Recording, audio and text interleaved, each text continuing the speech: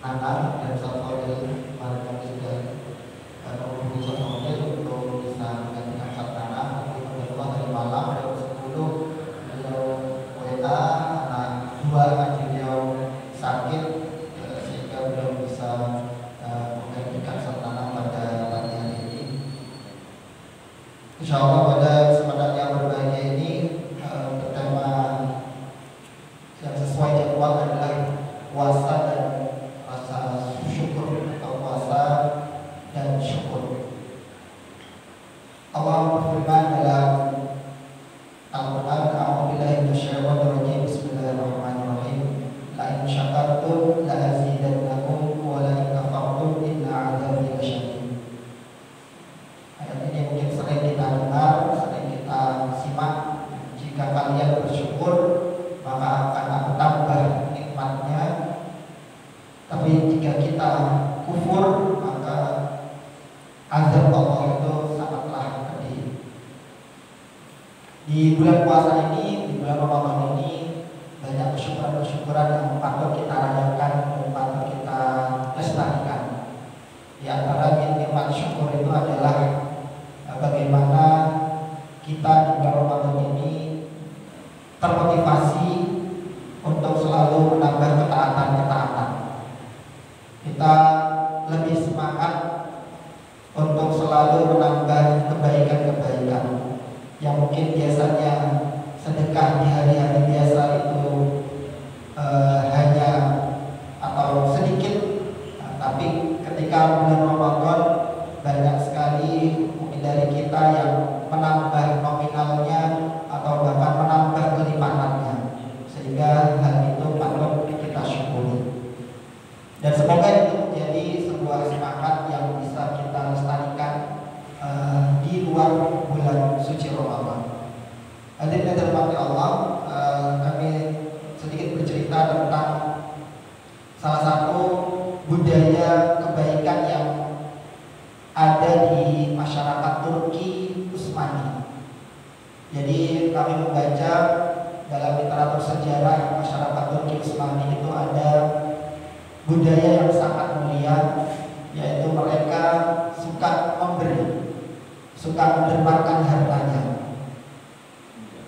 Jadi di Turki ada jejak peninggalan yang namanya sodakotasi, yang mana dijelaskan di situ adalah sebuah batu berbentuk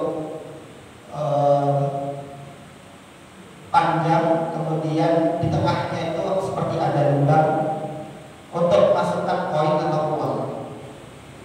Nah, ternyata batu tersebut digunakan siapapun yang mau menyumbang atau mengambil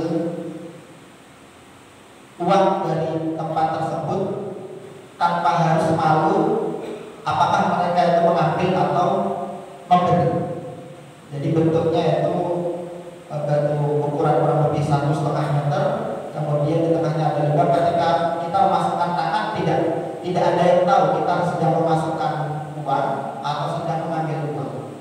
Sehingga masyarakat Turki Utsmani pada saat itu sangat memperhatikan kehormatan masyarakatnya, baik yang kaya maupun yang miskin. Ketika yang kaya itu mereka memasukkan uang, tidak ada timbul rasa riak. Dan juga yang miskin ketika mereka ingin mengambil uang dari tempat tersebut itu tidak merasa malu.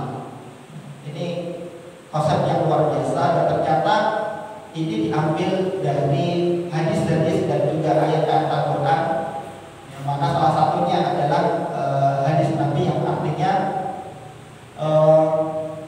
sampai seseorang itu bersedekah dengan tangan kanannya sehingga tangan kirinya tidak tahu. Nah, ini konsep yang sangat luar biasa.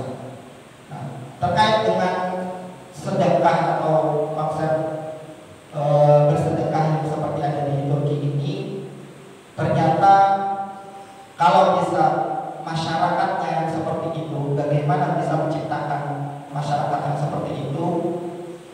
Ternyata bisa dirujuk dari bagaimana para pemimpin-pemimpin Turki itu dahulunya mereka adalah orang-orang yang suka mendermakan hartanya. dicatat oleh beberapa sejarawan bahwasanya para khalifah di Turki Utsmani itu wakafnya ya sampai saat ini yang masih bisa diakses itu lebih dari 26.300 wakaf, baik itu sekolah, baik itu rumah sakit, hotel, bahkan perkebunan. Jadi ketika pemimpin-pemimpin itu adalah orang-orang yang suka memberi, maka rakyatnya pun akan menjadi orang-orang yang dermawan. Jadi pemimpinnya sudah menjadi teladan di tengah-tengah masyarakat, sehingga tidak ada kemudian ada kesenjangan sosial. Mereka sudah melihat pemimpin saya seperti itu, maka mereka berlomba-lomba untuk berbuat kebaikan. Itu yang pertama. Yang kedua, di dalam masyarakat Turki Utsmani itu juga mereka sangat menjaga dan melestarikan nilai-nilai tadi Al-Quran dan Sunnah Nabi Muhammad SAW. Sehingga bagaimana mereka itu membuat inovasi-inovasi dalam hal kebaikan dengan sesuatu yang berbeda. Tadi ada batu, kemudian ada juga yang satunya adalah roti gantung. Mungkin pernah mendengar atau pernah lewat di media sosial. Roti gantung itu konsepnya ketika mereka itu punya uang lebih, kemudian datang ke toko roti, maka dia akan membayar roti untuk orang yang datang setelahnya. Misalkan saya datang ke sebuah toko roti, kemudian saya beli 2, maka saya belikan lebih untuk membeli 2 roti. Nah, 2 roti tadi digantungkan di toko tersebut di tempat khusus, sehingga ketika ada orang miskin yang lewat dan dia kelaparan, dia hanya membuat menanyakan kode, ada roti gantung, oh ini diambil. Jadi dia cuma ngambil tanpa harus membayar. Dan ini alhamdulillah sudah berjalan mungkin di beberapa masyarakat kita itu ada yang menggantungkan misalkan sayuran, menggantungkan lauk pauk.